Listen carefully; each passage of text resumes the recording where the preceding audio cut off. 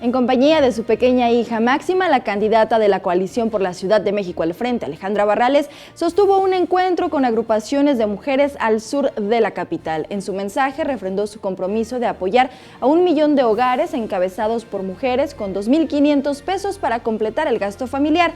Barrales señaló que en una fecha tan especial como es el 10 de mayo, es importante valorar el rol de la mujer en la sociedad, ya que su papel ha cambiado con el paso del tiempo. Se dijo convencida de que los recursos en las manos de las mujeres siempre se convierten en beneficios para la familia. Escuchemos. Yo soy una convencida de la importancia de que a las jefas, a las mujeres, madres de familia, cabeza de familia, les generemos condiciones para salir adelante, porque lo digo convencida, cuando una jefa de familia tiene dinero en las manos, el dinero se convierte en medicina, en alimento, en educación, en una serie de mejoras para la familia.